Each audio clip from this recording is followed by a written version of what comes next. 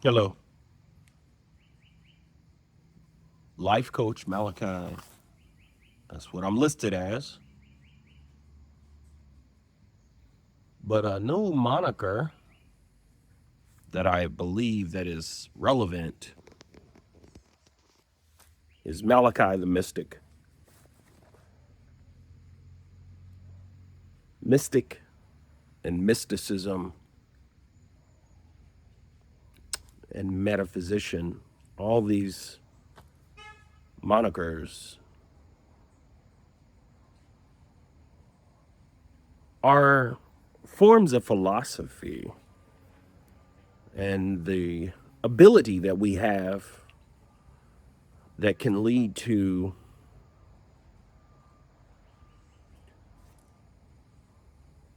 some end of understanding.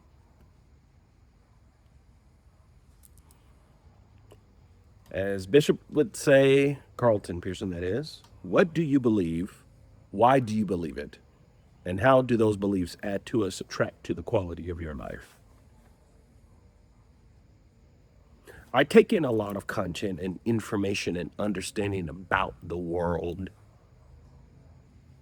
The questions that are being asked by the greatest minds thousands of years ago, hundreds of years ago, decades ago, and the questions that are being asked for us today on the philosophies and the understanding and the reasons why we are experiencing life as we see it. Some of us terminate these ideas with analogies and hypotheses and mythologies.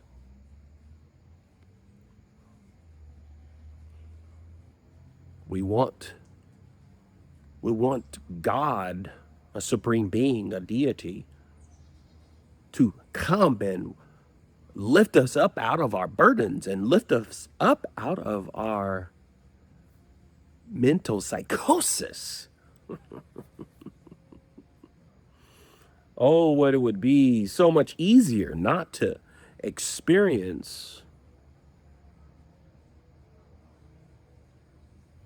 the pain and anguish more mentally today than physically than it was over the last 100 to 500 years in our time. But we have a lot of conversations. We have a lot of beliefs and we have a lot of things that we talk about to make sense of it with ancient texts and ancient writings from thousands and thousands of years ago. And we want to use those to make sense today. Although you could go simply online now, or you can get an understanding through books that people have asked questions about the systems that were in place in the era and time, such as Martin Luther with the 95 Theses to the Roman Catholic Church. Or if we go back and we look at the questions that Spinoza would ask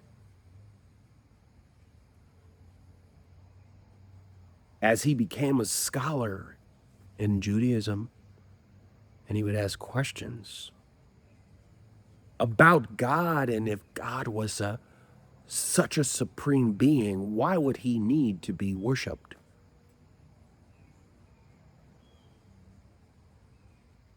Why would such a supreme being need to cast people into a hell?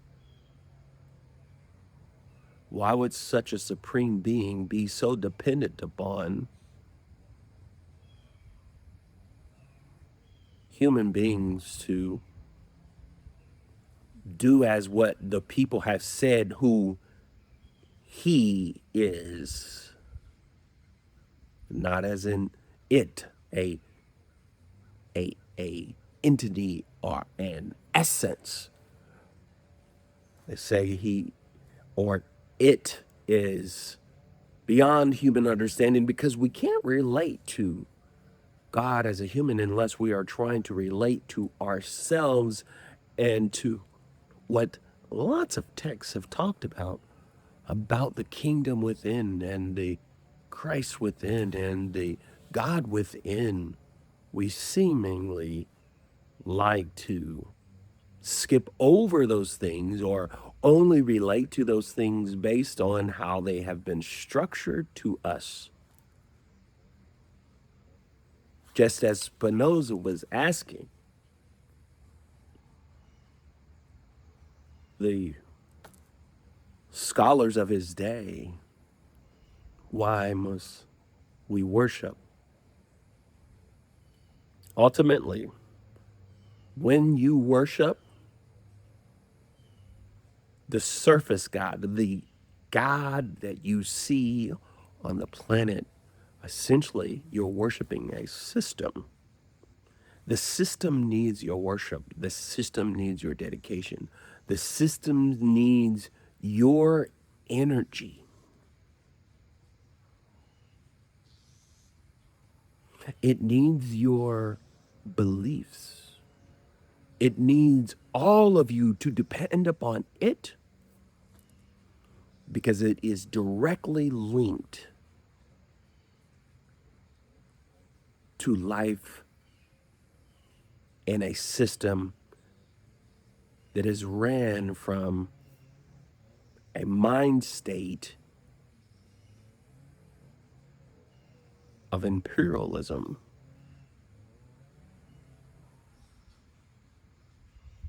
Empires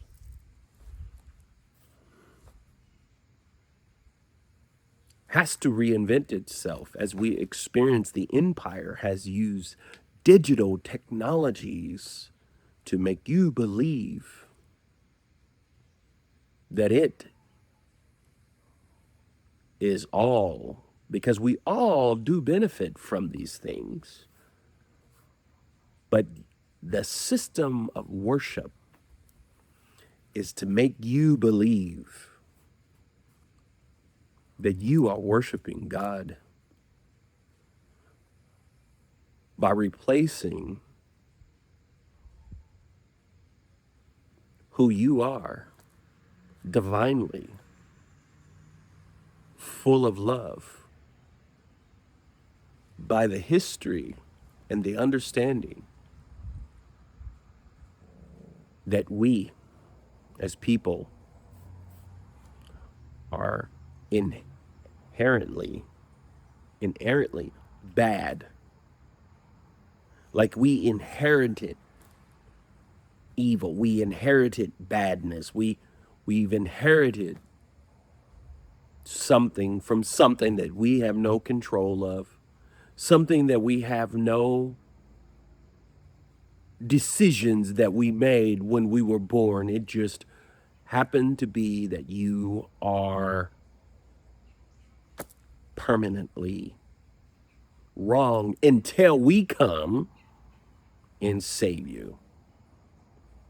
Until we, the ones that have gained some level of high spiritual knowledge that governs you, even if you don't believe it and wants to control you.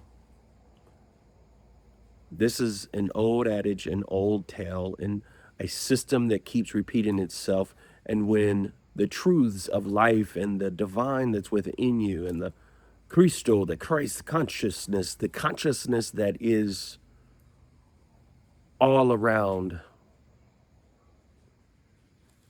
we can get confused when a lot of the new age or new agers of the current day, all of that gets wrapped up into the same thing, from the people going to Burning Man to Eastern philosophy, Eastern Orthodox. All of it gets mixed together because in the Western world, we don't even really truly understand Eastern Christianity or Eastern philosophies.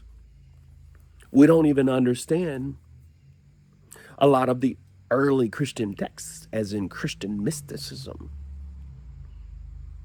And the question isn't why, but the true question is why not? Come up with, in the context of God, God being directly linked to the church, and it also being linked directly to a specific faith. And that faith is not necessarily broken down in our country as one. We believe that Jehovah's Witness and Catholics and the Mennonites and the Churches of Jesus Christ of Latter-day Saints, the Mormons, we consider those different religions within Christianity in America. We essentially don't consider those people Christians in America specifically because we are blinded in religious literacy, open people up to the vastness of what this supreme being becomes more of a supreme consciousness. It becomes more of a Elohim. It becomes something that we may not understand. And then you begin to see some of the connections that we have from the Roman Catholic Church to the Roman Empire to America to the British across the whole entire world, and what they did and what they continued to do, and not necessarily the Brits and not necessarily just Europeans, but the entire Western world has the ability to paint a picture through the understanding of psychology and the understanding of who we are as a people in the spaces of philosophy and the spaces of psychology and the spaces of neuropsychology, right? Science, engineering. We can now look at behaviors and begin to engineer based on the behaviors and predictability of what you may do because you have no understanding, typically in most walks of life, that you are operating according to a group of behaviors and you're playing out these behaviors unknowingly, and they're using AI models. Palantir is one of the divisions. But to use AI models to look at your city and to look at people and to look at what has happened to them, all the way up to what they have done, all the way up to who they are specifically. I mean, the data and the information and the patterns are worked out based on the fact that the people in the realm of understanding enlightenment and understanding even spiritual aspects more than the individuals that are just constantly doing what they believe is spiritual practices. They become just basically routine behaviors. We know you're going to get up, you're going to go do this, you're going to go to the church, you're going to do this. And there's a strong limitation in the power that you have when you have closed off the power of you within the ability and connection you have to the higher self and consciousness. There's a lot that we don't know, a lot we haven't discovered, and a lot of questions that haven't been asked. And the minute that you begin to ask questions, and the questions like Spinoza that says, how are you going to define God when I've read and I've seen this and I've seen that and I've witnessed this? And as a mystic, we go on also what we feel, what we experience as we learn to go deep within ourselves through the quieting of the mind, the quieting of the self, connecting to the outside nature of life, because all of it is alive. All of it is alive, my friend. And we're connected to the cosmos and to the stars and to the planet and to all living things from dust to dust. It's where we have come from and where we will return to in the essence of just our body. But in consciousness, we will ask the question, and we're still asking the questions. Although we have come up with a lot of different understandings, and as we learn more and we connect more, we learn how to massage this world and this reality as we understand how to move in states of reality. I had an epiphany the other day that not all people within slavery, by and large, were in slavery, but there were very, very few people, but they were able to listen, take heed, not follow everything to do with all of the structures that was placed before us within Western Christianity. They were able to integrate and innovate and use some of their own spiritual practices from their own continent that was way older, and maybe even integrate some of the Eastern practices that I would consider older than the Western practices. It was long ago that Rome would take Christianity and use it for its benefit.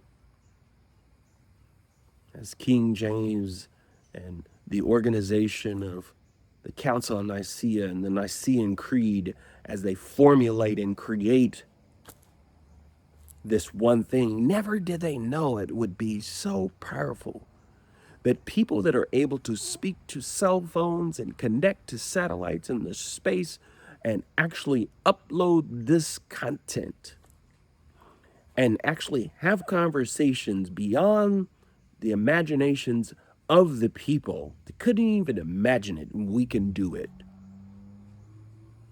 But here we are having conversations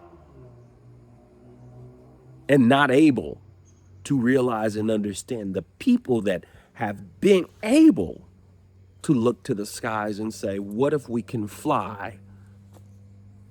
The metaphysicians and then the physicists and they come along and they say, I know we can fly. We're going to study gravity because we realize something within the philosophies that's going to lead to actually doing tests. That's where we come up with our science, where we're able to test and retest and take these calculations or these pneumatic systems, these numbers, plug them in, right? And we use our intelligence. There's levels of intelligence amongst the humans. And they're able to take these and combine these and create things and manipulate the earth through science.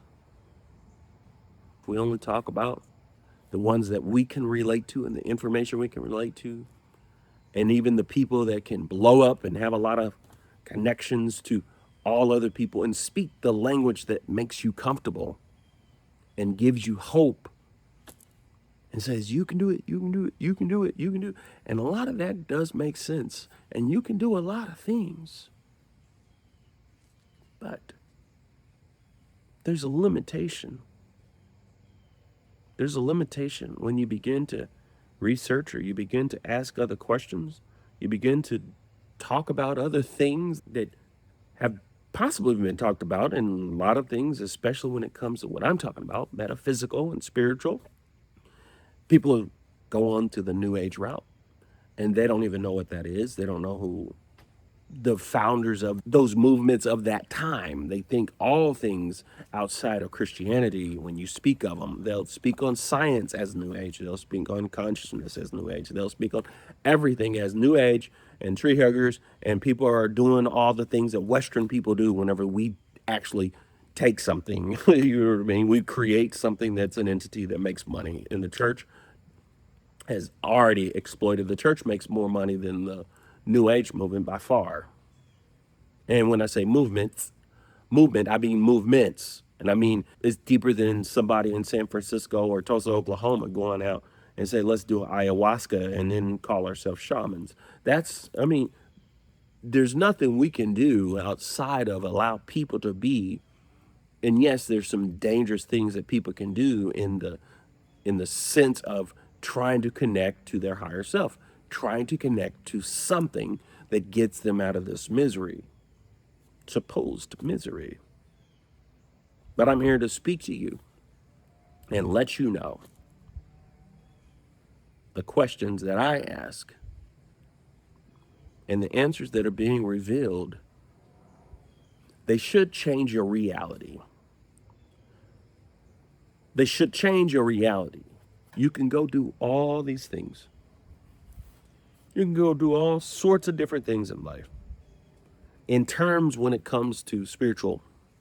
But one of the things that I know is that a lot of things are weighted and measured based on stuff.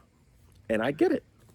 We use this stuff. We enjoy this stuff. I have a phone, glasses so I can see, right? We have things, we have stuff, and this stuff actually does make a difference on this planet currently, depending on you as an individual, what you have experienced, what you are going through. So therefore, your spirituality needs to change your reality so you don't live in some level of vanity. And not only that, the spirituality should change your reality and not living in vanity, as Neural would say. Neural knowledge. My thing is, how can you actually alter other people's reality? So my ideal is that I'm changing my reality, giving you information and understanding and guidance as I spend thousands and thousands of hours in my lifetime experiencing, exposing, and expelling some of the myths. Maybe even bring in more. That's what mystics do.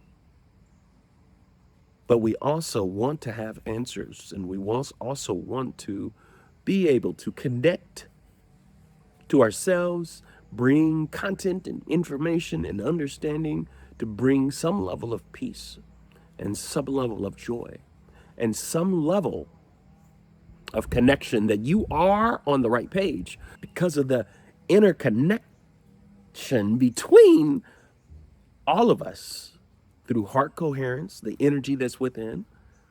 There's a science that's connected to our spirituality that we can do things. So it's gone is the day of just, talking about all these frivolous things in the new age where, as we combine all this stuff, we combine a lot of it, you know what I'm saying?